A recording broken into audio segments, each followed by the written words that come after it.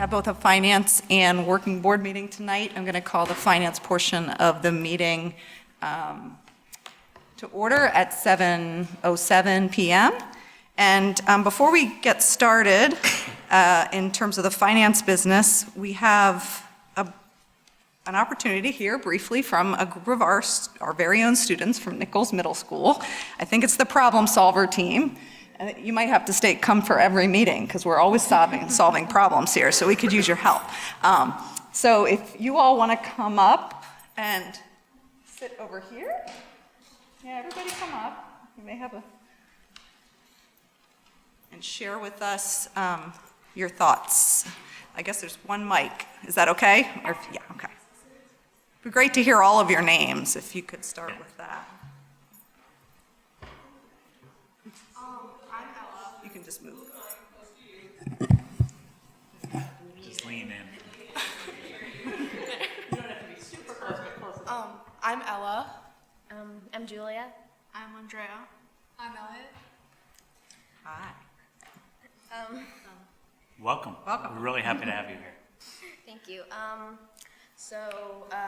We're from Nichols Middle School, and we're a community problem solver.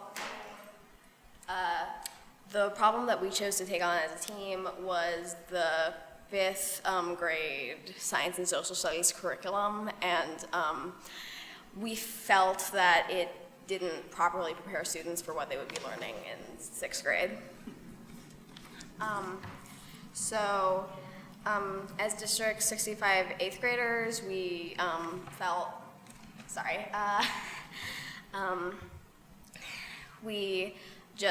we talked to our classmates, and 86% of them found that they didn't feel prepared in 6th grade for what they were learning, and that their teachers expected them to know things that they were never taught.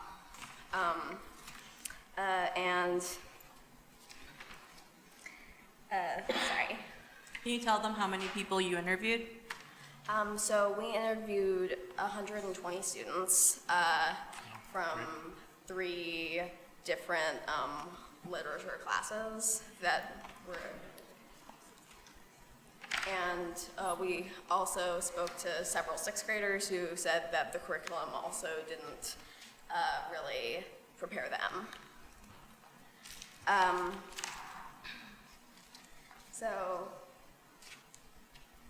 We talked at length with teachers who said that the first problem that they found with 6th graders was a lack of exposure to just the methods and the strategies that they would be using to write and read come 6th grade, and that they felt that in 5th grade, teachers hadn't spent enough time teaching the subjects,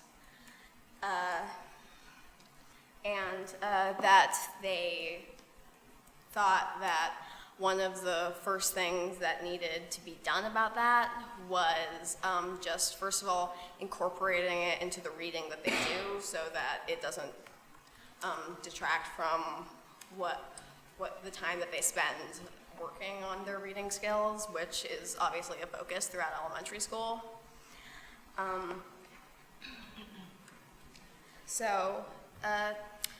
We discussed at length with teachers, yet again, just solutions that they thought would, be appropriate for the problem at hand. And they said that they thought that more time needed to be spent on the subject, especially in 5th grade, when it's, because the next year they're going to be spending so much more time than they're used to, with a lot of students saying that they only talked about science or social studies once a week, alternating often, and just it's an everyday thing come middle school, and it will be for the rest of their academic careers.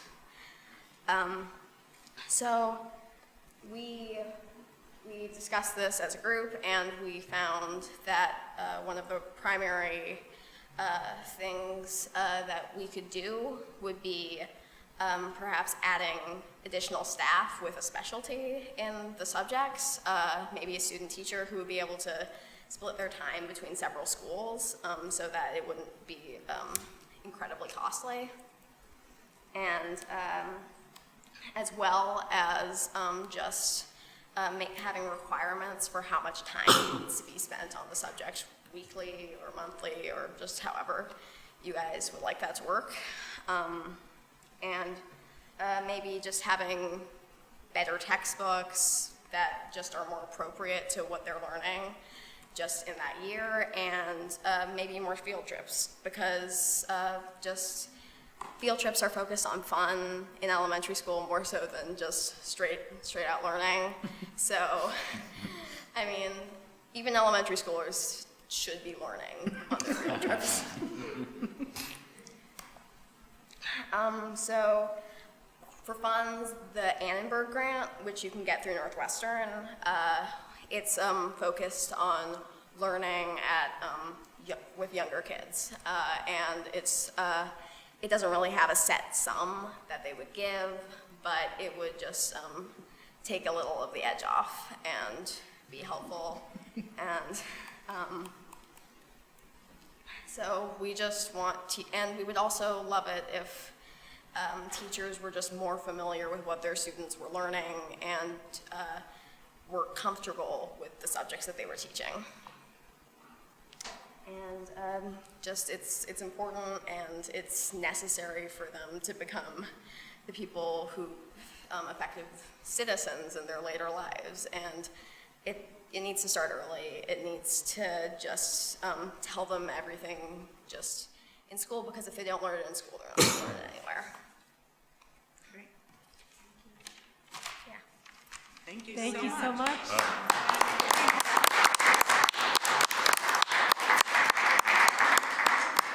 So later tonight, we're going to be talking about our financial projections and looking for lots of ways to take the edge off, as I love that term. Can I make a statement? I just want to thank you guys so much, and what you showed.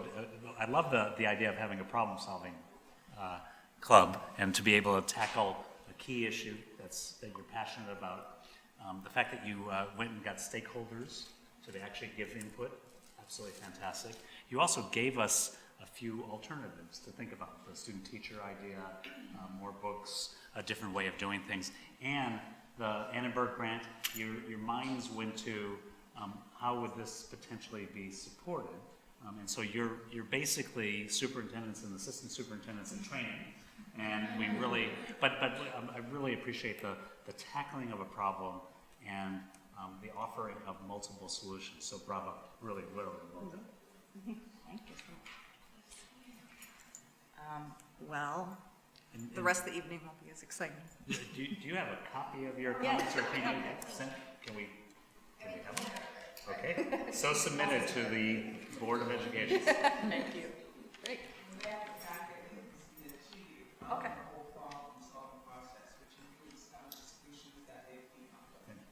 Are you supporting? Oh, that's great. Thank you for your commitment. Well, on to important but a little probably more mundane topics will be the rest of our finance meeting. Not working board, of course. That's very exciting. So thank you all. I think we have a couple action items and then our discussion of financial projections. Our first action item for Finance Committee is passage of our minutes from the December 3rd Finance Committee meeting. So I will recommend that the minutes of the December 3rd, 2018 Finance Committee meeting be approved as presented or with any amendments. Second. Second. Yes. Yes. Yes. Motion carries. Approve the minutes. I realized we didn't do a order. I didn't call the roll call. Do you want to go ahead? Okay. Here. Here. Here. Thank you. Okay. Our second action item is requests for proposal, RFPs, for the 2019 summer capital projects, and we will certainly have discussion around this. I'll go ahead and state the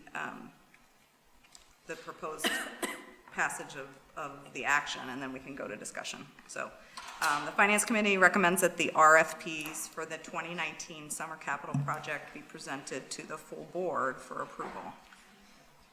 Second. Okay, so with a second, we'll move to discussion.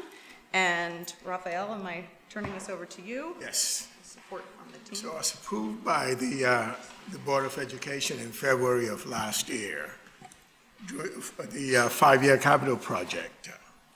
This is the second year of the project, and there are numbers of projects that were slated to be completed this upcoming summer. And those projects, there was an RFP created in January, and it was advertised. And bidders were asked to submit bids for those projects. So the bids were submitted on February 5th, and we are recommending that the board approve the bids as submitted. Before we move forward, there were two variants from the capital projects that were approved from the board. One of them was a change in stall that has been proposed at King Arts. That is a variation from what was originally approved, which is asbestos abatement at King Lab. And the other variant, it's a modular office space at JH. That is to be used as an extension of the Family Welcome Center.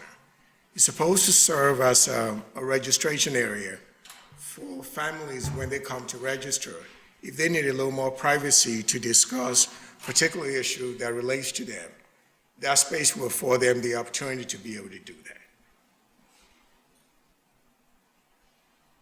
Okay, so are we going to talk specifically about those small projects first, or separate from the bids for the secure entries? The secure entries, there were 3 that were approved by the board last February. Arlington School, Betsy Road School, and the last one is Lincolnwood School. The Arlington and Betsy Road secure entrances, the design were completed by the architect. The school community at those 2 schools, Arlington and Rhodes, they were engaged in the process. The approval was designed by the architect, and those were actually included in the RFP that was submitted in January and approved that were turned into bids in February.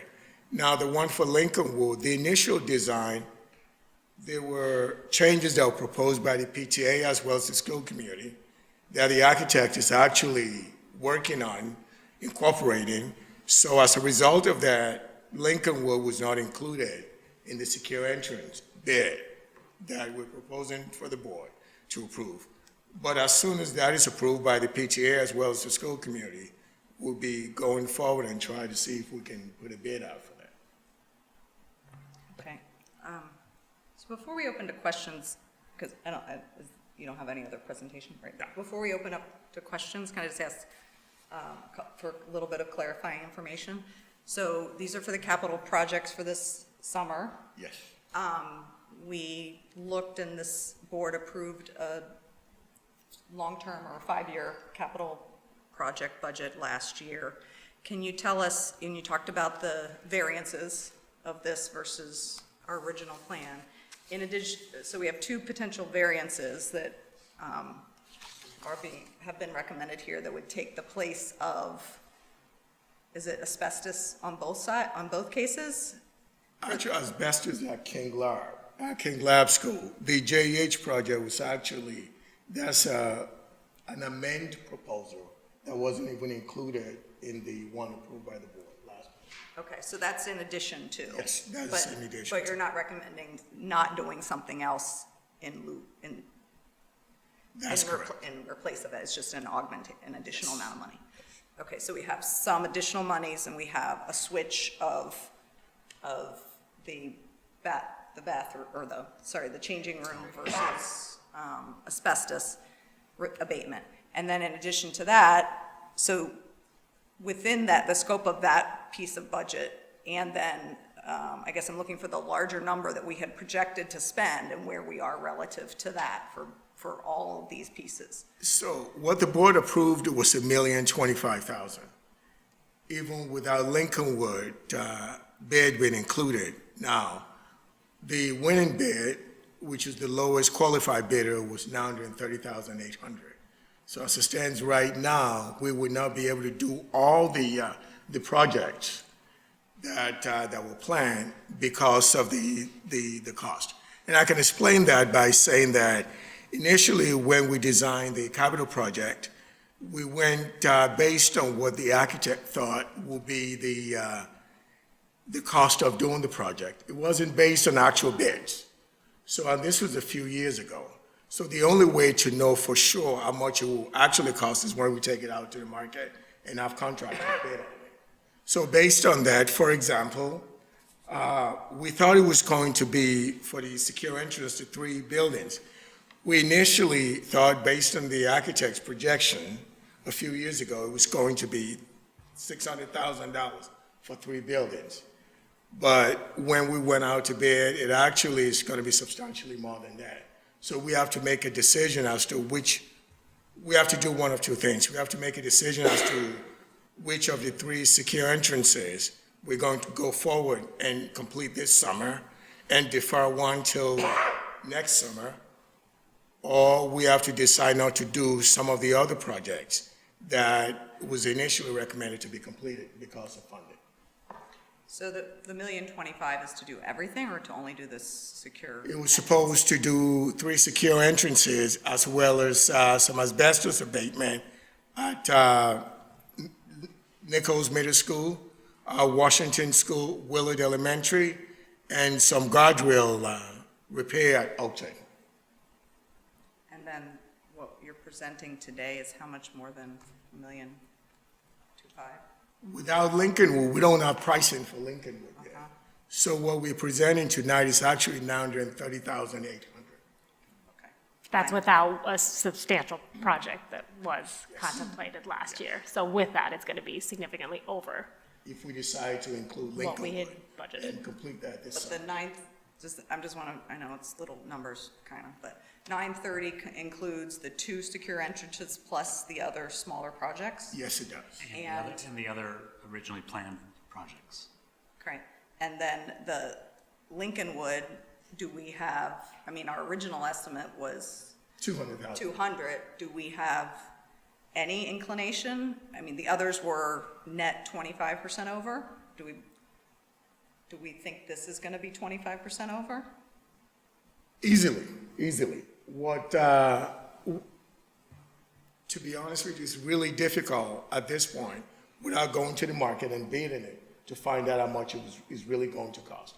But if I have to estimate based on the configuration that we talked to the architect and the school community talked to the architect about, my best number would be close to $500,000 for Lincolnwood. But I'm just estimating. And when I do that, I try to go on the high side as opposed to the low side. So then, one other point, and then let's have questions. What do we have to act on tonight? Because what I'm hearing is, we would effectively, if we say we'd approve, let's just focus on the big projects, the 2 secure entries, we likely wouldn't be able to do a third.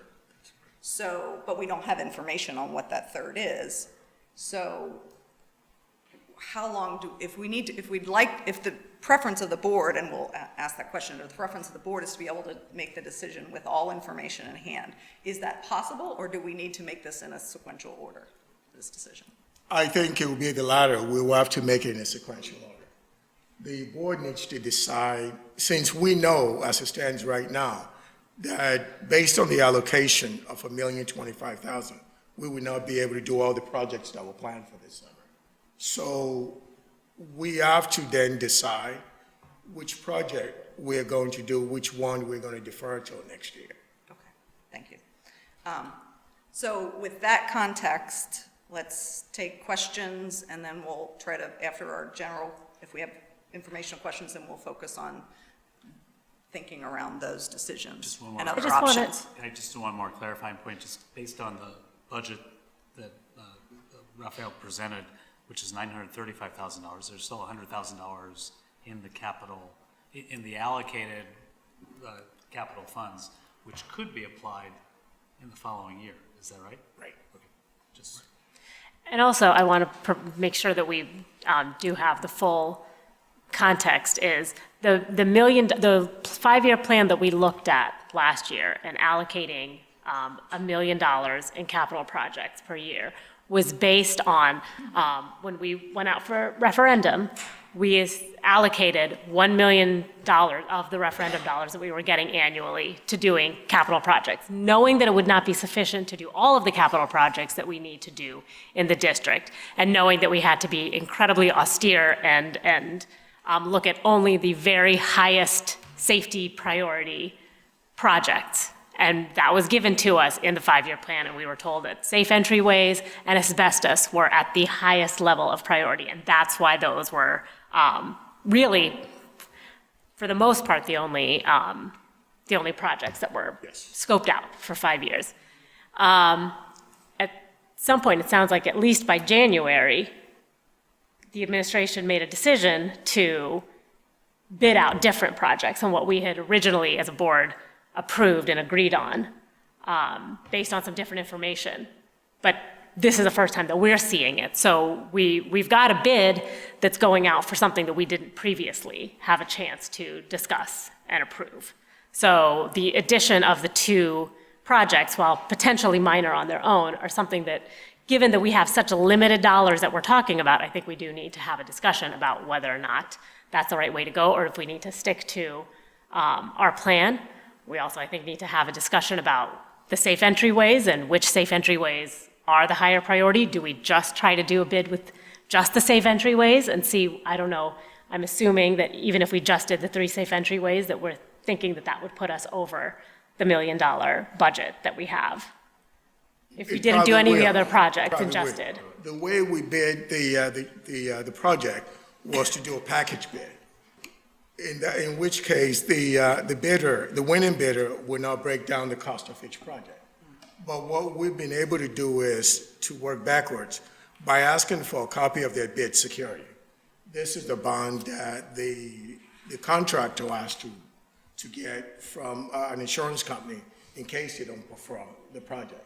So in there, they will list in that bond bid what they estimate the cost of each of the project to be. So based on that, just looking at those 2 secure entrances, what the contractor said, thought the bid would cost is close to $800,000.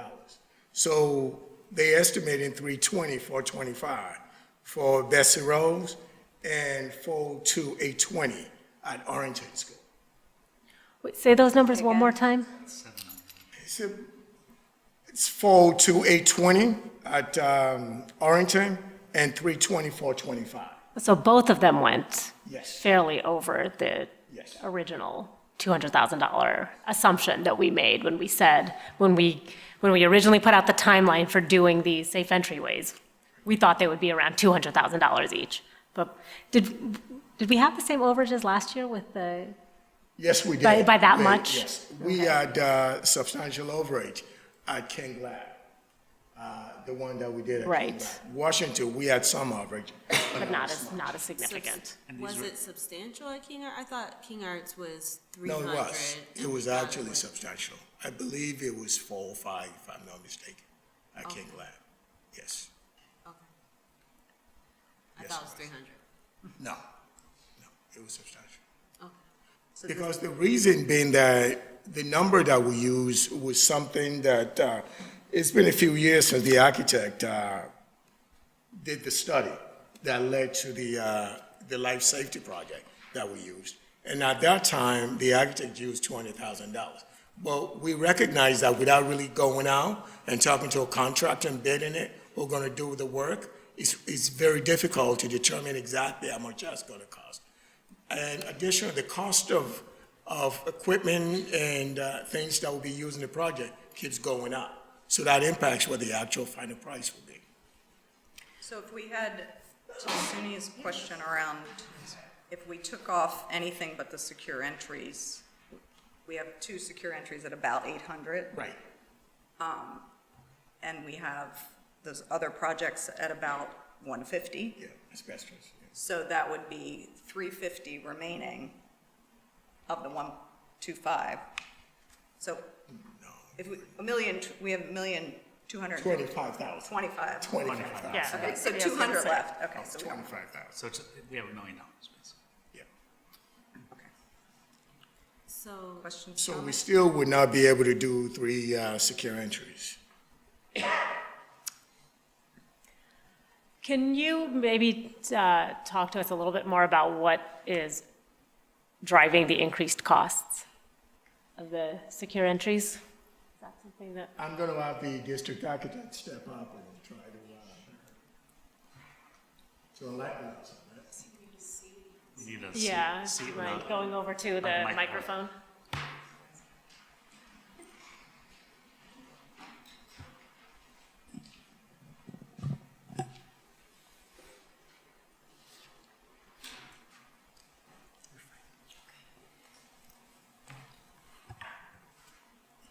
Hello, Rick Cozy with Archon. Some of you know me.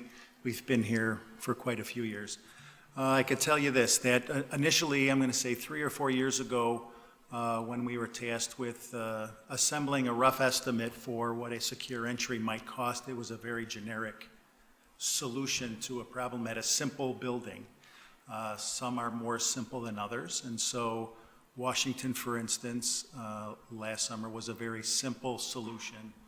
Similar to Bessie Rhodes, this summer will be a simple solution. King Arts from last year was a little bit more complex in that we actually moved the secure entrance from what was currently the north end of the building, the main entrance, to the south end of the building. So that adds a little complexity. Warrington this year is not as complex, but it has its own challenges in that there's a major concrete ramp in front of the building that is required to provide handicapped accessibility. And as such, it's more expensive and really not anticipated the handful of years ago when we assembled our first estimates. So Lincolnwood, as Raphael mentioned, as we met with PTA, there were some changes that the PTA and the school community wished to make. That will cause more complexities. We're actually moving the main entrance to the center of the north end of the building as opposed to now, which is the south end of the building off the playground. So these are the kinds of things that we run into with every project in that they're all unique. And some are more complex and some are less complex. So really the answer, the big picture is we either have to adjust budgets as you move forward with projects like this, or we reduce the scope. And as we attempted to reduce the scope at Lincolnwood, it really wasn't an appropriate solution for the unique circumstances that Lincolnwood has. Could you add some more color to that, unpack that? I mean, is it not functional? Is it not desired in terms of scope? It really wasn't, so here, if you'd like to get into specifics, so for instance, the north end of Lincolnwood, there are 2 entrances, kind of one on either side of the center of the building. One side, the east side, is kind of the music corridor. The west side is the library corridor. We originally attempted to make the east side, the music corridor, the secure entry, enter into the office from that hallway. We would cut a hole in the principal's office wall, move the receptionist there, and kind of reshuffle the internals of the Lincolnwood office space. The downside to that solution that turned out to be more of a downside than any of us anticipated, but really from the school's perspective, it really wasn't working, is that as we allowed a visitor into the building into a secure corridor, which was the music corridor, it was still accessible to the music classroom. And that to them was kind of a big disadvantage. Yeah. So, I can imagine. so then we talked about let's look at moving it to the west side, same exercise. And similarly, well, then we were allowing visitors access to what would be the library corridor. And with the number of students in the corridor regularly using the bathroom for bathroom breaks, it was determined that it was more appropriate to not have it on either side, but perhaps in the center of the building, which right now is a window into the principal's conference room. That's not anything that was anticipated years ago when initial budgets were assembled. And so that's the kind of thing, those are the kinds of things that we run into as we progress and we get into the real solutions of these projects. Was there consideration to the south end of the building? Yes, so initially, because all visitors are coming into the south end of the building, the downside Off to the that parking is lot. it's kind of similar to King Arts. It's a million miles away from the school office. And so we talked about perhaps moving the office down to the south end of Lincolnwood. And we went through 5 or 6 options, and really none of those seemed to meet with the appropriate or perhaps more pros than cons. And so the result now is the solution to Lincolnwood that's still on the drawing board is to move the entrance to the north end of the building off of Colfax in the middle of the building with the receptionist and nurse's office on one side, the principal's office on the other. And it's the appropriate solution. It just was not anticipated years ago when initial preliminary budgets were assembled. So those are the kinds of things we run into as we get into the complexity of each unique building. And even if it were on either the east or west corridors, you mean there would still be the double door, there would be a holding space before, yeah, but folks wouldn't immediately be able to get into the corridor, correct? Well, so if you're familiar with Lincolnwood, the we'll call it a man trap. It's kind of an abrupt way of saying it, but you enter the front door and then the next set of doors would kind of lock you into this vestibule, forcing you to enter into the office. That vestibule would have access to the music classroom or the library, depending on what side of the building you were on. And so that was the major negative to that solution. The doors to those classrooms are like immediately adjacent to the entry doors. Correct. So it's like you walk in, it's like literally right there. Yeah, so we talked about converting the library or the music space into the office. The construction will even be more extensive when we talked about that. You know, the more remodeling, the more the cost goes up. And again, not anything that was anticipated. And so I guess if it falls to us initially from years ago when we first entered this exercise that we could have never anticipated the level of complexity of all the different solutions. And then of course, then added to that is the amount of escalation every summer that we experience in the construction world.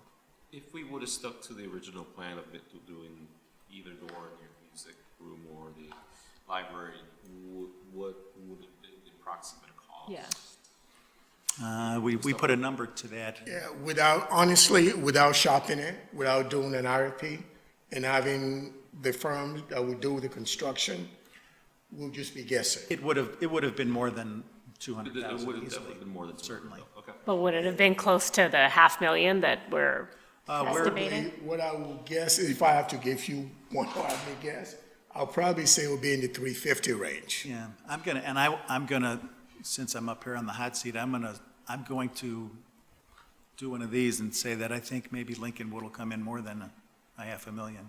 There's a lot of work in punching a hole in the exterior wall and creating a canopy and an entrance ramp, so it'll. Can we bid both options? So we actually have a real idea of the difference? We haven't planned to do that, so we would need a little bit more time than I think we're out to bid on February 22nd. And the downside of that is, the later we go, the less likely we will be to get great pricing, because most construction firms, they want to lock down their summer projects now, so they can determine how much equipment they'll need, how many bodies they will have to hire. So which is why we went ahead with what we bid, so we can lock in some better pricing. Yeah, we have worked hard, you all have worked hard in forwarding us information so that we're out to bid earlier than we usually are with District 65. And so I think the timing was good for the first two. We're still okay, but in general, the later in the construction season, or the later in the bidding season we are out to bid, the more contractors fill their backlog, and their pricing will reflect that if they're busy. There's still a handful of time left.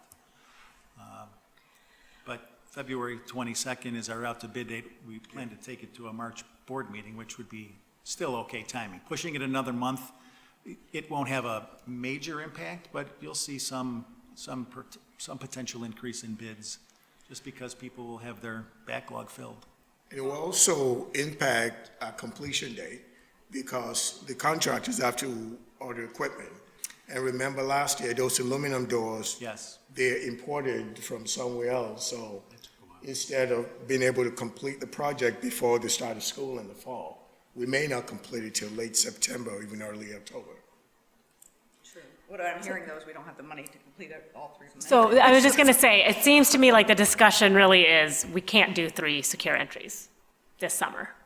That's true. I mean, we don't have the funding to do that. So we have to decide which projects we are going to do, I think. Seems to be the discussion.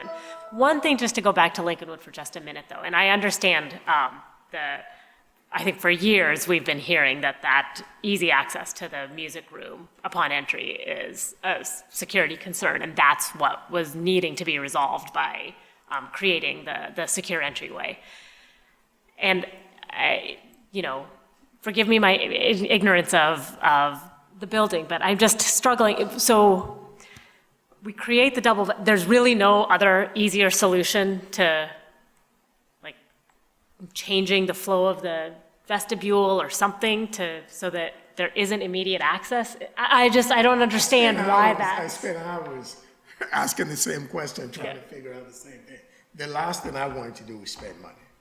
And I spent hours engaging the PTA, engaging the school community, the principal, to try to figure out if there's a way around it.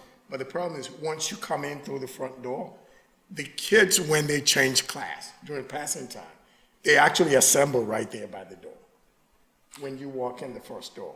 So there's really, so it wouldn't But be. if that were the secure entryway, kids wouldn't be coming in. That wouldn't be where they would be assembling necessarily anyway. The only access to the music room is right off of that corridor, directly inside the entrance to the building. That's the downside. move the doorway? I guess that's my question. Is there a way to move a door? Yes, we talked about, Oh, okay. we talked about potentially changing hardware so that the door would remain locked at all times. We talked about moving the door further to the south to get it away from the entrance so that we could make the man trap, so we could put the door to the music room out of the man trap, and none of that was working. What if the man trap was moved? Yeah, Why? right. Because we have purview over where, I feel so silly saying it, where the man trap is built. We could, how about a secure So- vestibule so we don't have to say man trap? Could the double vestibule just be moved back? We've looked at many options. We did. We looked at many options. Make it a different shape. I wasn't even getting that complex. I'm just thinking, we're building it, we could just. Yeah, isn't there a build way it we in a can slightly design different it? Spot, so it's not I'm happy to sit overlapping with that anyone door. who'd like to sit to talk about all the potential options. Lincolnwood's a beautiful building. It's just unfortunate that the forethought was not there 50, 60 years ago to worry about secure entries. And so it doesn't lend itself well to an easy solution. I mean, I think, at least, it seems like what we're getting at and what I'm getting at is that the secure entries, I believe, are a priority. And we don't have the bid for Lincolnwood at this point, so it doesn't give us the option to fully talk about the individual bids. And then we have this lump sum here. So I don't know how we talk about How what prioritize. projects we're prioritizing. Yeah. It seems like we need to at this point. For Dawes, the masonry and the roofing repairs, and Oakton, correct me if I'm wrong, but are those the only two projects that if we don't tend to them this year, they probably get more expensive over time to repair? Yeah, the others, Nature of the issue? the others are flooring, the guardrails. The asbestos is still gonna be there. The I'm not asbestos saying- will be, yes, it won't, yes. Like the guardrails could get worse if you do nothing, the roofing gets worse. If you do Correct, something. yeah. It's a safety issue too. Yeah, ignoring roofing and masonry, and we do a lot of roofing and masonry work for all our school clients. And yeah, I suppose that you just kind of, you could keep your eye on it and monitor its progress and hopefully that come this time next year, it hasn't gotten any worse. But it's not earth shattering. It's not imminent. General, In general, yes, the more you postpone those kinds of What I things. will say too, What gets earth-shattering is if we keep pushing back. Correct. This sort of work that is essential work Correct. for the shell of the building. Can I ask some questions about the Orrington double entryway? Because I have some questions about the ramp, and my children go to Orrington, so I'm very familiar with the school. Good. I understand that, it is not an accessible school. Adding a ramp on the front is not going to make it an accessible school. There's still, once you get in the building, there are steps everywhere. Like it is, Right. So- adding a ramp will not address accessibility issues at that school. So if that's driving the increased cost there, I have concerns about it because it's not solving a problem. Certainly, okay, so let me explain. So by code, anything we touch, we need to make handicapped accessible. 1993 Illinois Accessibility Code. Right. Okay, so we have to, since we're providing a new entrance to the building, we have to make the entrance to the building accessible. And in doing so, it's up 5 or 6 steps off the public sidewalk. Right. So we have to provide accessibility to the front of the building. And then once we step into that vestibule, we're providing accessibility from there up that half a level to the main floor to the office. So we have to provide that. So you'll be able to access, if you have any disability of any kind, you'll be able to go from the public walk along Orrington up to the main office and anywhere and then on the first floor, of course. Right. So I guess this is to me the difficulty, and I have for years been asking for us to think more holistically and long-term about capital projects. But this is the problem with doing it piecemeal, is that we are having to create a solution that is really no solution. Because like I said, it's, yes, maybe you can get to a few of the classrooms there, but the building is not, there's still large problems with that. So I have some concerns about moving forward with that project, knowing that that one of the main drivers of it is something that really should be part of a longer term and longer vision for how we're going to renovate the school. That's a great point. To make it, a modern school building. Appropriately accessible or more current. Right. So, Can I continue on just the questioning, just for clarification?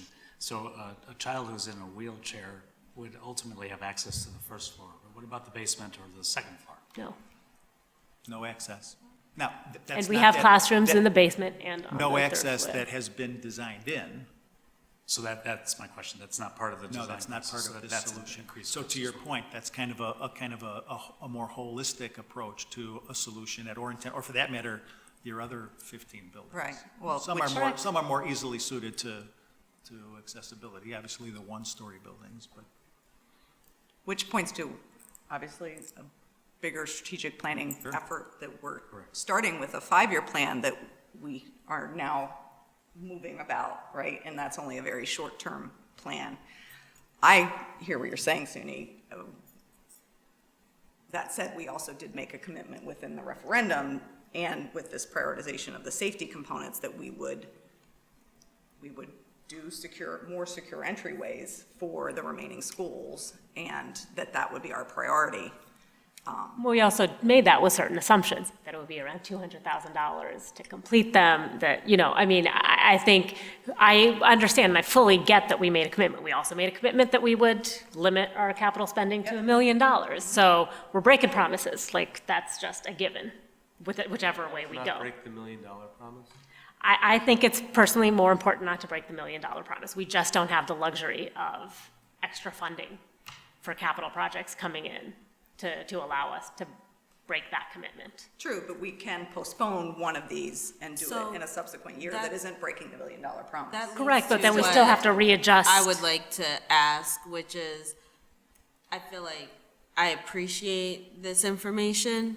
What would be helpful is if we had a new 5-year proposal that was revised that came with it. based on the priorities that were set last year and the reality of the numbers that we're getting. I feel like we need to discuss what our 5-year priorities Right. are now that we have these other projections. What I wanted to point out is, as we go into the out years, though, we know what we know because we bid them. Until we bid the subsequent ones too, there will be no way, it will be no better. It will be guessing, Well, because we probably have some better guesses now that we have several, it would be 6 different bids now that we have that are current, contemporary. So I think that our projections would be more accurate. We can no longer project 200 per double vestibule at this point. We can certainly, can estimate, given the progression we've made on Lincolnwood, for instance, we can certainly now do a better job estimating such that the numbers would be more realistic. Yeah, so I'm just suggesting that we look at what our 5-year plan was, again, with these realistic numbers, because right now, I feel like we don't have enough information to determine what our priorities are, and if we truly do have to, for lack of a better term, break a promise, I think we need to be able to explain why, and I don't think we have all the information necessary to explain what our long-term Right. commitment is. I don't want to right now say, yeah, we're gonna move this one to this year and this one to next year, assuming that we have enough money. Right, because I would we're going like to be in the have same an position next actual- year, that it's going Yeah. to be, because we've already promised the money for next year. We've already spent that $1 million. We've got our idea of the project. So if we just defer one of the entryways to next year, we're still going to have this problem of what are we moving around to Right, so- accommodate So that. you're suggesting that we're gonna necessarily, given the $1 million limit, we're gonna and given the costs of the doors as spec'd out as we know right now, we would necessarily have to stage the construction over a 2-year period rather than a 1-year period. And then, at least if I hear you right, the piece would be, what does that do to the rest of the planning that we brought forward in the past? I'm not proposing staging it over 2 years versus 1 year, because I don't know what that would even look like. What I'm suggesting is that we need a new 5-year plan, because the one that we agreed on last year, this kind of It's clearly blows it not out of the working. water and makes it obsolete. And so I think we need to take a look at those priorities. I mean, that was part of the reason why we made the plan in the first place, is there were some new priorities that were coming up, and we asked, can you please tell us what are your priorities in terms of proposing capital projects, right? And so we got last year's priorities and we agreed, let's move forward, those make sense. But now we're getting completely new information. We need to go back and look at the original plan that we agreed to, and if we want to revise it, let's do it thoughtfully, as opposed to trying to do some quick math right now and throw out new priorities that potentially have other long-term consequences that we haven't considered. I think that we need to be more thoughtful about the commitment that we're making to the public. So I hear that, and we can do the 5-year plan. I do want to call the question, though, of timing relative to doing any projects this summer. If we're willing to, if this body is willing to potentially, we need to know what that timing is, what the latest we can make decisions, and if that's past what we need, are we willing to forego a year of doing anything. I'm not. I think we need to do something this summer, and I'm not willing to take that long to have a reprioritized plan, which to me doesn't, it sounds like the items on the plan would be the same. Whether we could get them all done would be a question. And ordering is important, so understanding the priority. Okay, so I understand. First of all, there are 2 projects on here that were never originally on the plan. So I think adding anything new, to me, seems like we just can't do that. We don't have the luxury of, we made a commitment, there was some thought around, here are the highest priority projects. I think the whole point of doing that was that we're not then, when if it's a PTA coming to us to say, oh, we need this, our answer would be, we have, the money is spent, this is how we're spending it. We can't add to what we're doing. Also, in terms of the timing, I can't help but feel a little bit frustrated because I feel like this is where we were, similarly to previous discussions where we're told we have to make the decision now, even though we don't have complete information. Even though, this is the first time that we're seeing this and we don't understand. We're being forced to make a decision when we can't be making decisions that way. So I'm We not need saying to we have to have, make a decision. I was saying I want to know what our time frame is to make the decision. I Right. hear you. I agree with that. But to do work this, I think it's important to understand how long do we have and what are the consequences if we decide we aren't going to make the decision because we can't be pressed to do that. But the first thing I'm hearing is, one, take those 2 projects that weren't contemplated as safety, whatever the key criteria were, was mostly safety and hazard, remove those from the plan. Are there any objections to that from other members or anyone want to make any comments relative to that? So The bathroom reconfiguration, I would just, if that's a priority can you speak into the microphone? if that's a priority at one of our schools, I think it would fit well in whatever the 5-year plan is to see how it fits into all the schools that need that kind of configuration work. Like, let's not do it one at a time. Let's think about all the spaces, think about what the cost is and figure out where it fits within a timeline and make that something that we do, kind of like the vestibules, right? You do it in chunks along the way at every space that needs it, and it has a place, it has a value. I'd like to see it get done, but Absolutely. not as a new thing right now. It isn't a comment on the value of the project. I think the project has incredible value. I think we need to think about it more holistically, and I certainly doesn't abdicate the schools or the district's responsibility to create safe spaces for students to change. Right. Like we're not suggesting that we're taking that off the table. It's just we don't have the money for that project. And just at one school when we know it's something that we probably need at multiple schools, at multiple sites. Yeah.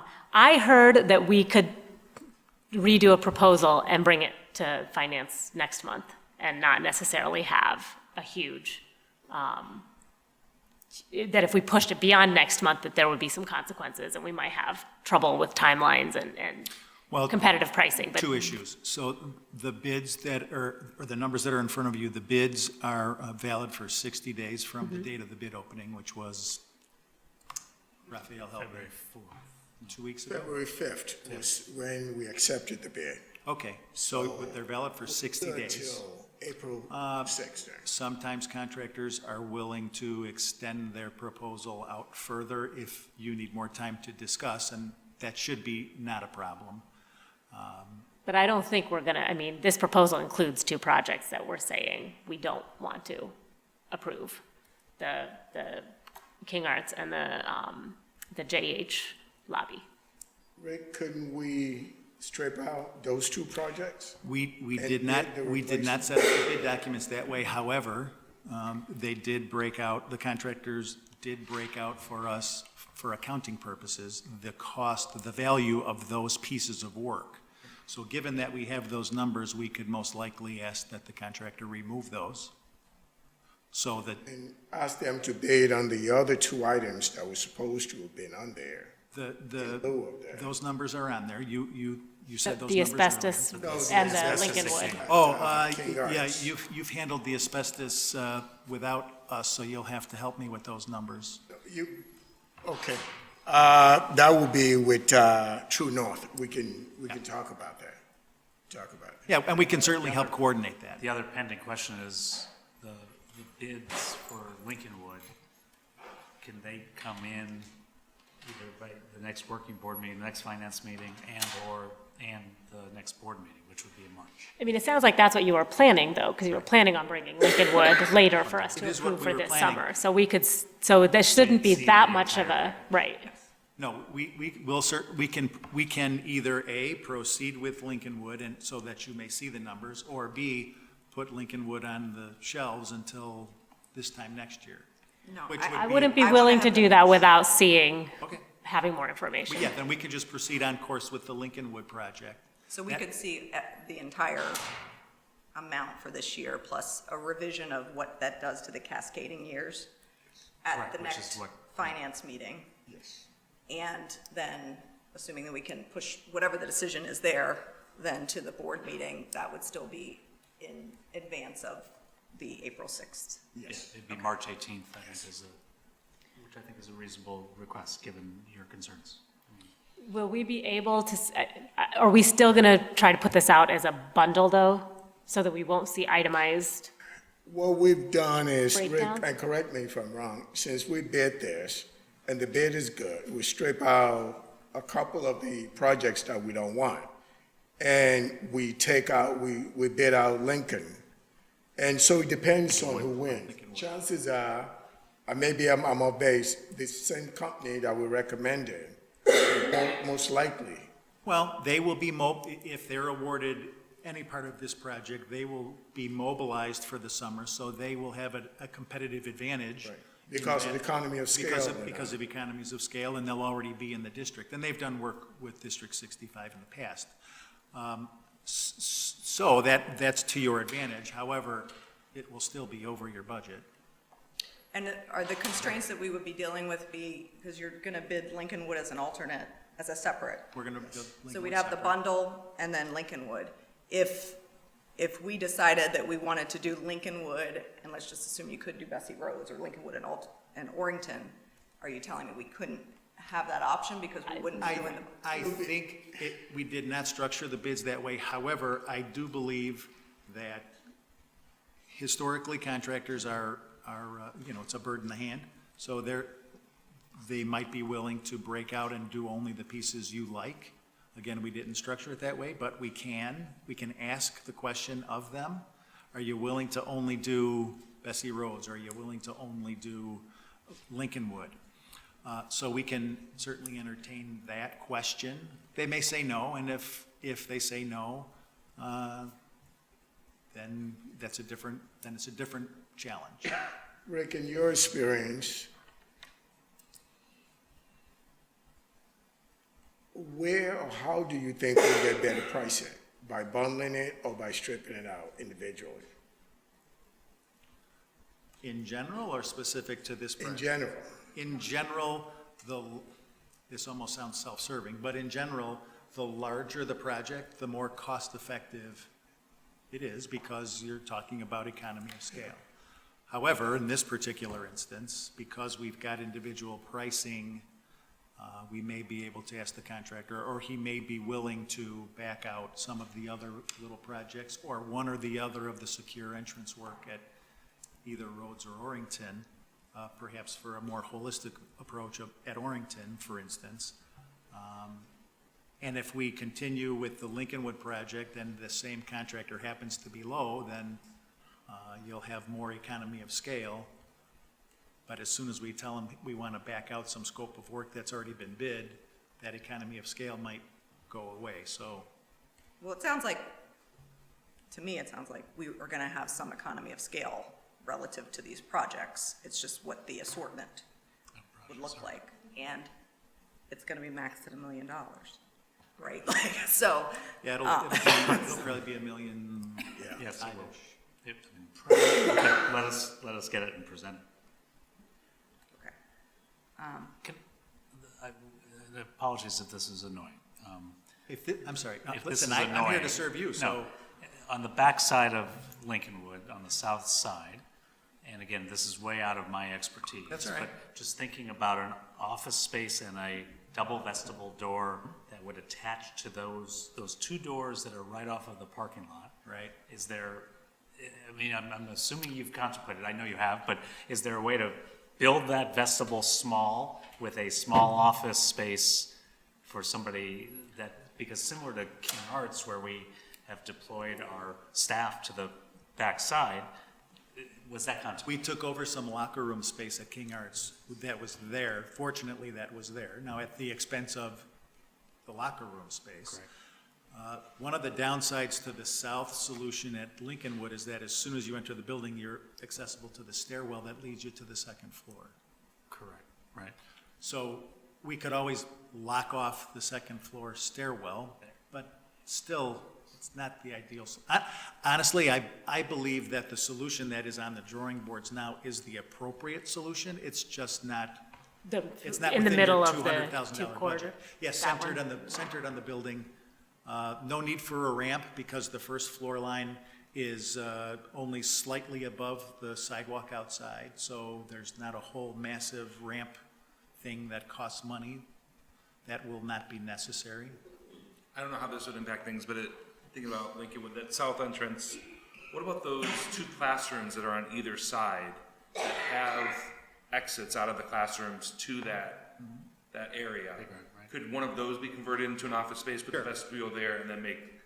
Then we'd recreate a classroom Right, where in the the current office offices. space. Yeah, That's something that was that's considered? certainly an option, but We that's, looked at that, the problem with that too, then we have to build a classroom. Right, To replace, if you know, there's no, I mean, Lincolnwood is pretty full.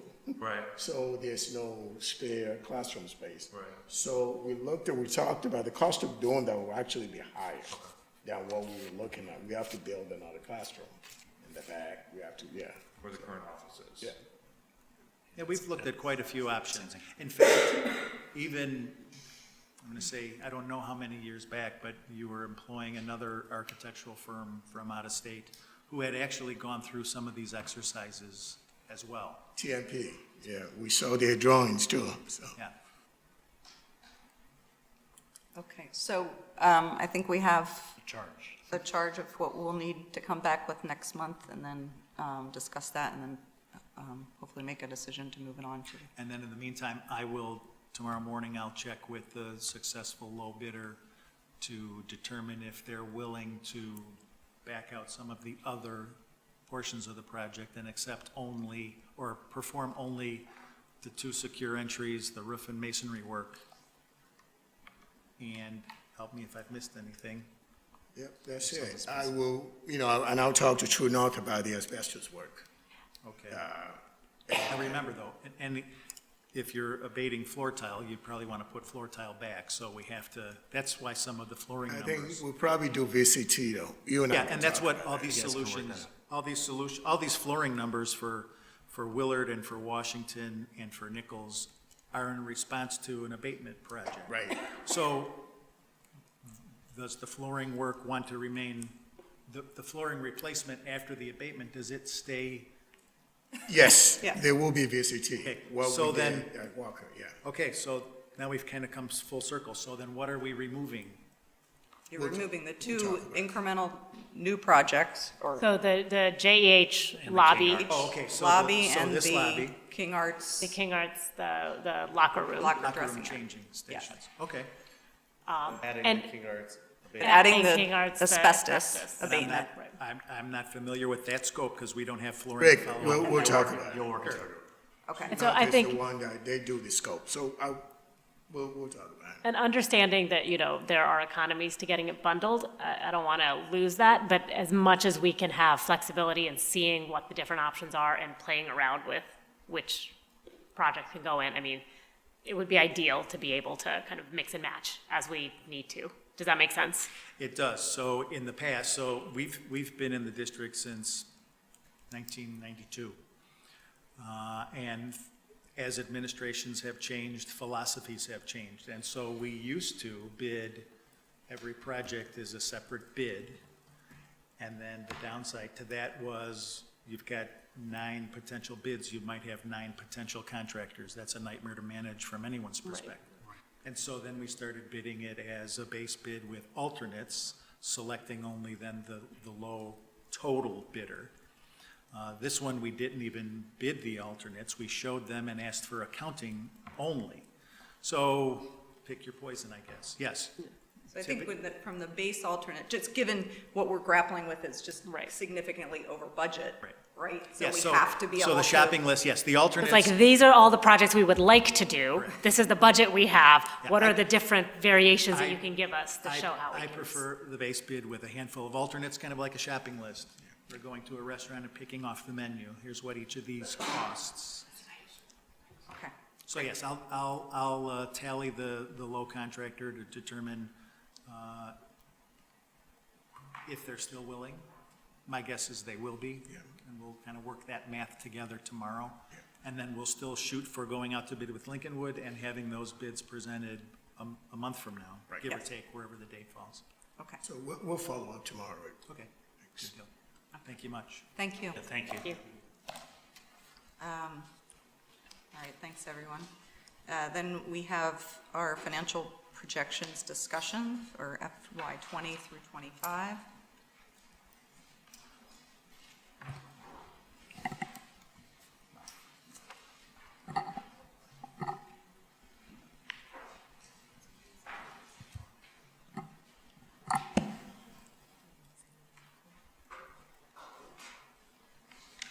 So tonight, we're going to be updating our financial projections. They are presented twice a year during the budget approval process and in February. Why in February? Because the December CPI is released, which affects the next fiscal year, the next levy, which affects the next fiscal year, and I'll explain in the table. But this way, with the new CPI, we know the revenue growth in the 2021 property taxes. So let's begin with some highlights. And I just want to state that the financial situation of our district is much better in comparison to what it was 2 years ago and even 1 year ago. We were able to do a lot of things that we were on the list to be cut before the referendum was approved. We maintain our reading specialist, we enhance our instructional technology, did some capital projects on our districts, even were able to restore some of our fund balance. That being said, we did not resolve structural deficit. You've heard that term being repeated by Dr. Gorin, Raphael, and I multiple times. It's something that's most of our school districts in Illinois deal with, and unfortunately, we are in the same boat. And we're going to be discussing it. So tonight, we want to refresh your memory and also give you an update on important assumptions affecting revenues and expenditures. Let's start with revenues. You can see from this pie chart that depicts our operating revenue that now more than ever, District 65 relies on property taxes. We get 78% of our revenues of our budget from local taxes. Why CPI is so important? Because it tells us how much that portion of the pie will be growing. Property taxes are subject to tax cap law, which means they are growing by the CPI factor or 5%, whichever is less. We haven't seen a 3% CPI since 2011. It's been under 2%. We even had a year in 2008 when it was 0.1%. The CPI affecting next year, FY20, will be 2.1%, which is relatively high, and in the following year, 1.9%. That's the 2018 CPI. The tricky thing with the CPI factor is that they really affect our finances usually 3 years later. It's not, the same year. It's not the 28 CPI affecting FY18. No, we use it to calculate the levy, and then the levy is received in 2 fiscal years, and then we actually feel the effect of that CPI in the second, with the second payment, when the county adjusts that payment. Because the first portion that we're gonna be all paying as taxpayers, it's an estimate. So we pay an estimate, and then the county realizes how much is really owed after all the objections and appeals come in, get settled, and so that's how we receive our property taxes. What's also included and different from the September projection is Washington TIF. It was always in the projection, but we finally got the final value, which is actually much higher. This is great news for our school district. It's valued at approximately $64 million. That's the value of it, and we will be receiving over $2 million. But from our last valuation from September, we will be receiving probably additional $300,000. So that's what's also making our projections looking a little bit better. I want to point out that the interest rates are growing, and that's why local revenues are increasing by 10%. They're still growing, and now actually we get a substantial amount from interest income. It's looking a lot more like 2006, before the recession, when district used to collect around $1.5 million. Now we collect about $1 million. So, and we getting there because our reserves are also increasing. And all of these numbers are embedded into the projection. Correct. So this chart, for those of you who are visual, shows the CPI history and projection of the CPI, and that's what we use in our projections. That red line is actually a trend line, and it's decreasing. So again, we tend to be conservative. We tend to use the average CPI. The 5-year average is 1.5%. The 10-year average is slightly higher. But if you look at that chart, again, the 3% CPI didn't happen for almost 10 years. And I personally don't think, and I know Rafael agrees with me, I don't think we're going to see a CPI of 4%, 3%, probably not for a while, not for several years. State revenues, we get about 11% from the state. I want to point out that last year, District 65 was at Tier 3, district with the new evidence-based funding, which means our local support was slightly lower. There are 4 levels of the tier. This year, we are Tier 4, which means our chances of getting additional revenues are very small. Right now we are projecting basically a flat amount of revenues, assuming our student enrollment remains the same. If it goes down, we will have to take it down. Federal aid, we are assuming 2.5%, and we have to watch what's happening with possible another government shutdown. But right now, we are assuming stable amounts of federal aid. Can I just make a really quick point about the evidence-based funding too? You said that it's a flat amount of revenue projected as long as student enrollment remains the same, that it doesn't go down. But I think the converse, if it goes up, we're still not going to see more, correct? Likely not. If we do, it's going to be probably immaterial. Okay. And again, we will not go beyond the 2017 baseline. That's what was estimated for us. So, again, because we don't have this information, I think it's safe for us to assume conservatively. And then, again, if we get that money, great, icing on the cake. But in the meantime, again, it's very small likelihood that we get it. Like the old categorical funds, where there are variations in how much you can get based on enrollment increase. The adequacy test that is used for EBF, the key factor is the economic access that you have, EAV and local property tax. Mm-hmm. We are perceived, especially with the referendum, as having one of the highest level of economic access, if you will. That's why we're in Tier 4. With that being said, even if our enrollment goes up, relative to how much access we have to funds and capital, we don't deserve in the eye of the state. Right. More money. Right. Because we have access to other funds. Right. Yeah, I think the term that we used in the past was property rich. And that's how we are viewed by the state. But we're also governed by a proclamation by the Board of Education to preserve the referendum funds over time, especially in the out years, as your charts will show. Correct. Moving to another pie chart, this one illustrates revenue expenditures, operating expenditures to be specific, and you can see from this chart that 80% of our expenditures is spent on staffing. Only 7% of our budget is spent on tangible items, things like supplies, building improvements. So again, a lion's share of our expenses goes to staffing. So salaries included in the projections are, for the most part, estimated next year because the employee contracts, most of the employee contracts are ending with the current fiscal year, FY19.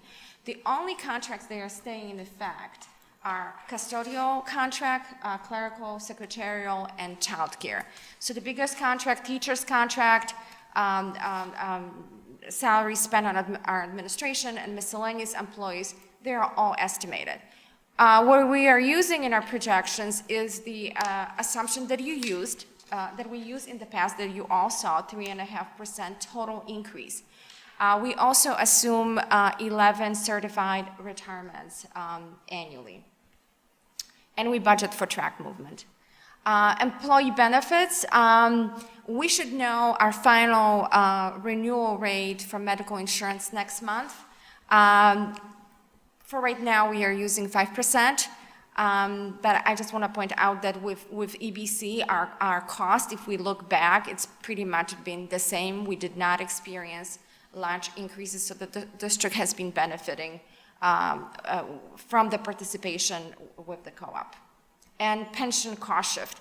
This is still ingredient in these projections. Of course, it's not in the budget because the legislation did not pass, but we want to be conservative in our assumptions, and we want to put a small amount to the side, again, in our projections, not in our budget, for a pension cost shift, just in case this legislation is passed. It's not dead. Can be passed, and so we're starting with 0.5% in FY20 for the total percentage of 2 in FY23 and beyond. And again, if it doesn't pass, like last year, we're going to remove it from our budget, but we want to just be play safe with our budget. Purchase services and supplies are increasing by 2.5%. There's a change with capital outlay. We are reverting back to, we call it normal allocation, something that was outlined in the referendum resolution, $1,025,000 for capital outlay. We just discussed upcoming capital projects for this summer, but we also including additional $300,000 because we the list is growing, the costs are increasing, and it's going to be funded from the additional Washington TIF revenues. Again, this is just projections, so this is not a budget. So this is, if the money is decided to be spent a different way, of course we'll change it, but it's there. We're going to be getting it, and we felt that this is, we always have a really hard time funding our our capital outlay. That we need to allocate extra money in that line. And then, of course, the other objects and tuition. We know that the cost of special education tuition for outplay students is growing. We may have even more outplay students next year. So for now, we are assuming 11%, but this actually may be too low. We may be increasing it as we move in our budget building process. So this table, and I apologize, I know it's hard to read, but I just want to point out, this is basically, these are the numbers. These are the projections compared with the budget. I just want to point out two things that look better. So first of all, and I actually circle one of the numbers, it's the amount of the surplus that we should be still able to achieve in fiscal year 21-22. September projections had that year with a deficit. Again, it's because of these additional revenues, and we still have a lot of unknown pieces. The main one is, of course, salaries, teacher salaries, which is a very large piece of our budget. So this number may look completely different, but it is looking better right now. And if we move to the next one, to the next slide, we can still see that we are balanced with referendum reserves. And I really want to underscore that word, because we're talking about balanced budget, and to us, Rafael and I, balanced budget is the budget when you bring enough revenues annually to cover expenditures. You do not dip into reserves. And those balanced budgets, as shown here on this slide, those balanced budgets end in FY22. But then, again, as outlined in a referendum resolution, we will be using our referendum reserves to balance deficit budgets until FY25. So this is still true. The number on the, yes. Can you go back one slide just for a second? Just, I want to reiterate what you just said. The place where you circled where we're in a positive position in school year 21-22, you look immediately to the right. We're $2.6 million in the negative in the year 22-23 by current projections. And so, and again, the referendum resources are what will help us through for the rest of the years. But at that point, the school year 22-23, our expenditures exceed our revenues. Yes. Thank you. The number in the corner, I mentioned that we will be balanced with referendum reserves, but I want to point out another number. I don't have a circle there, but it's the number in the very bottom corner. It's 9.4 million. And it is looking substantially better. This is a slide from last September 2018 projections. It's looking better. Previously, it was at 5.9. Now it's at 9.4. So thanks to the TIF, the better valuation of the TIF, and also the CPI, because previously we had 1.5%. Now it's 1.9, even though it's only 0.4. That's real money to us, and it's growing every single year, and this way we may be even able, assuming everything else checks out, again, this is projection, so things may change, even balance another year.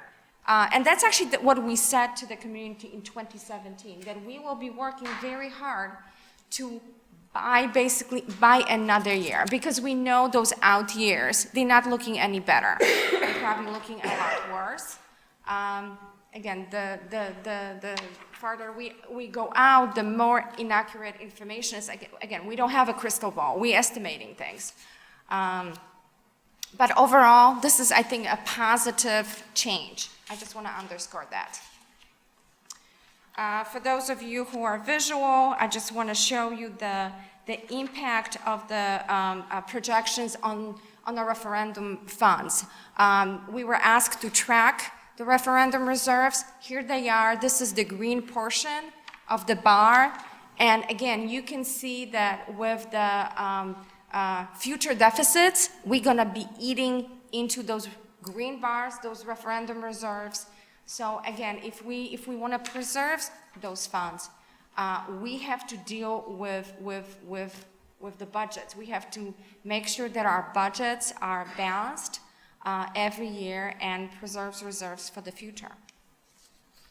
And I did mention fund balance, improvements to the fund balance at the beginning of the presentation. We are currently, after years of being at 19%, 18%, we are actually at 36%, and it feels really good, at least to us. But the final year, we're going to be getting very close to the 25%. By the way, that line, that trend line, that deadline is 25%. That's the minimum required fund balance. So we'll be getting very close to the 25%. We will be at 26% that year.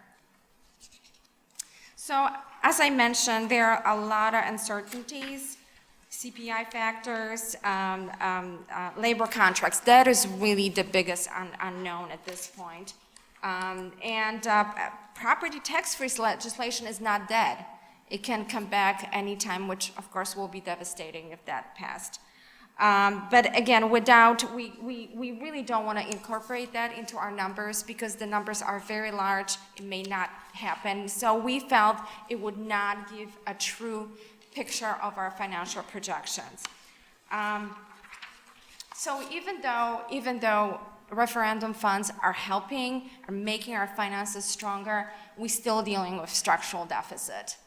And what is structural deficit? It's that difference in the rate of growth. It's not really the amount. It's just how your expenditures are growing versus your revenues. And you can see that gap. Our expenditures are projected to grow approximately 4%, revenues 2%. So I think it will be our job over the next 2 years to make sure that our expenditures, that these two lines get close. And we know that we have very little control over revenues. We are at mercy of the economy, state legislature, local companies, but again, really very, very little control what we in the budget. Expenditure is the portion of the budget we have a lot more control. And these are various ways that we planning to do. Some of them we are already doing. We've been doing zero-based budgeting for years now, for 3 years. We review every single line. We continue to renegotiating our vendor contracts. And I just want to remind everyone, we cut millions from our budget over the years from non-personnel portion of the budget. There's really not much to reduce there. We're going to be analyzing a new thing that's going to be happening. We're going to be analyzing per student and per site expenditures. We're actually going to be bringing materials to the board, to the finance committee meeting in upcoming months. That information, this is a new mandate, new law from the state, a presentation of expenditures per site. So again, this you're going to be seeing it, and some of that information is maybe not what you're expecting to see. The differences between sites, and again, we have to tackle staffing costs, which is the biggest item in our budget, and basically work on various measures to contain that cost. We know we added several positions last 2 years. I went back, it was close to 60 positions. We know that this is not sustainable, especially not with flat projected student enrollment. So there's a lot to do, I think, in upcoming months, but this is the update on projections, and we're going to take questions. Thank you, Kathy. You're And welcome. I just want to thank the team in particular for the information on the projections of, in the last 2 years, moving from us looking at that horizon and the balance being 5 million to 9 million. As you said, it may get us close to buying another year. That is kind of the charge that we put forward, and it's no easy, it's not easy to not resist the temptation to spend additional revenue when it comes in. And so the discipline that you are bringing to this is extremely valued and important, and I just want to say on behalf of all of us, we really appreciate that, and the community appreciates that as well. So, questions about the projections? And Joey or Anya? I have I guess it's a comment question. I was comparing this presentation again to one of the documents that was provided during the referendum to kind of show our projections.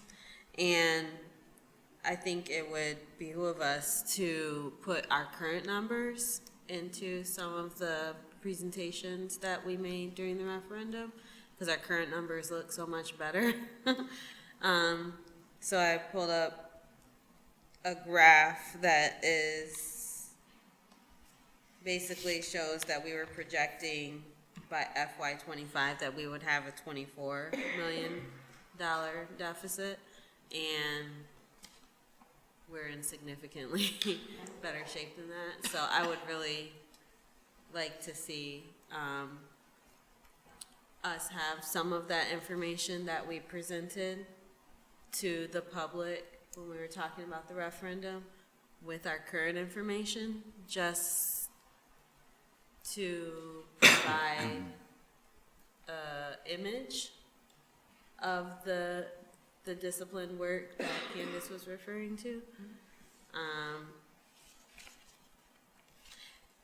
And then I also wanted to highlight, we've had this discussion before, when you talk about the positions that have been added, I think that it's important that we clarify that those positions were strategically aligned. It wasn't a creating of new programs that had nothing to do with the referendum or nothing to do with strategic initiatives, but that the positions that were added were in response to promises that were made in the referendum to our community, as well as other strategic priorities, and that some of those positions were budget neutral also. And I think it's important that when we talk about how responsible we need to be in making sure that we have a truly balanced budget, and are not relying on reserves, that we also are giving a full context for any growth that we've had. And is the 24 million that you're looking at, is that net the referendum dollars?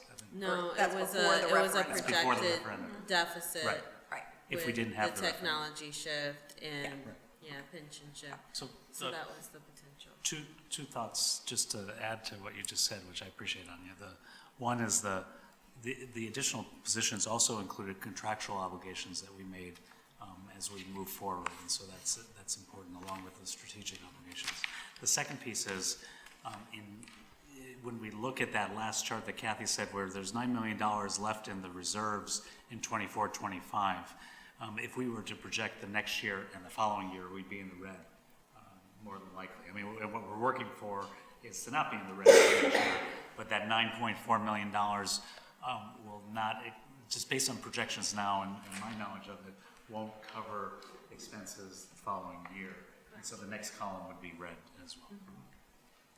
And again, that's the precarious nature of trying to do this with all sorts of unknown variables.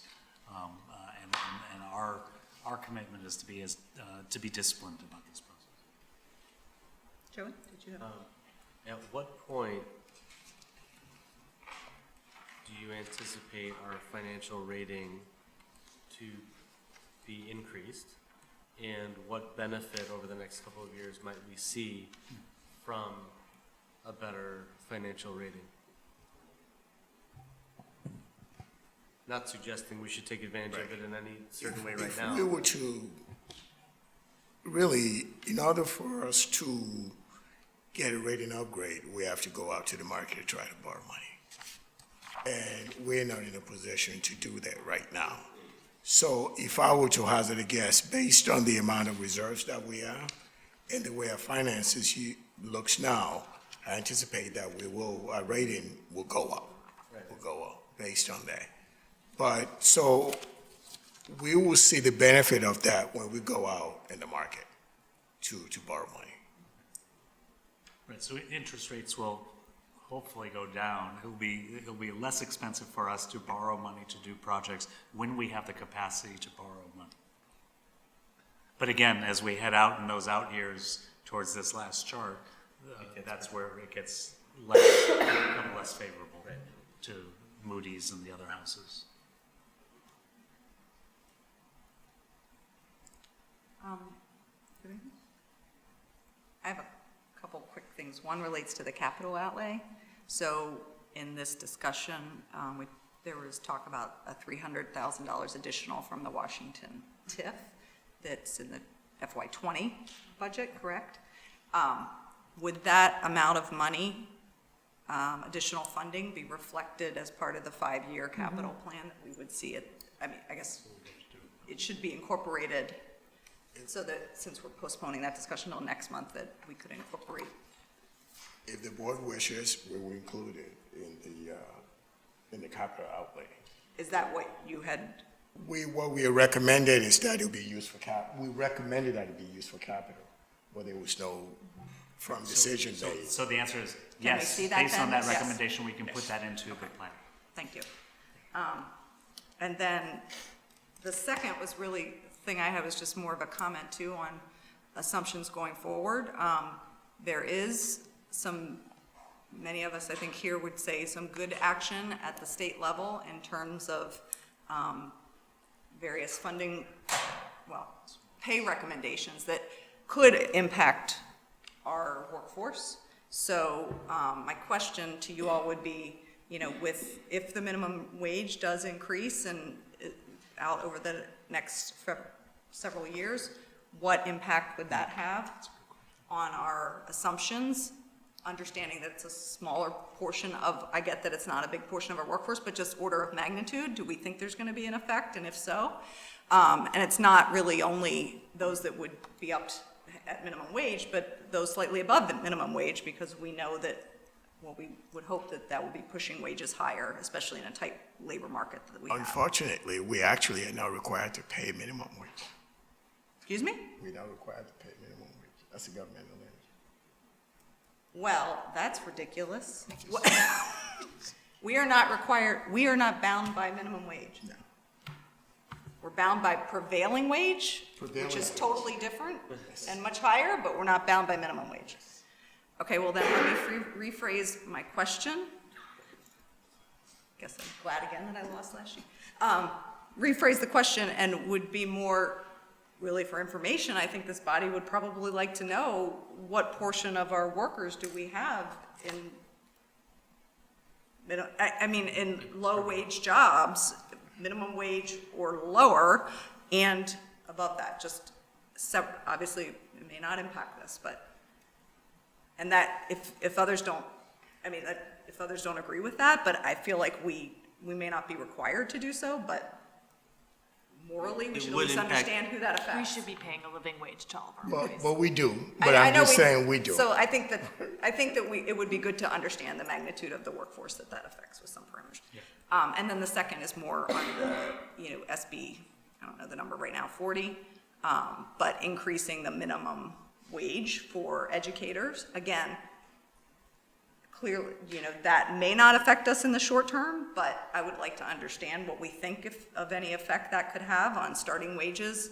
even though we likely, based on the current version of the bill, are above that in terms of our starting salary, but there might be some additional effect of that as the ships rise. So just as we're looking at projections next go around. Any other points? All right, thank you all very much. Once again. 8:45. Okay, so I don't think we have anything before the Finance Committee. Our next meeting is March 4th, and at this point, I will adjourn the Finance Committee at 8:45.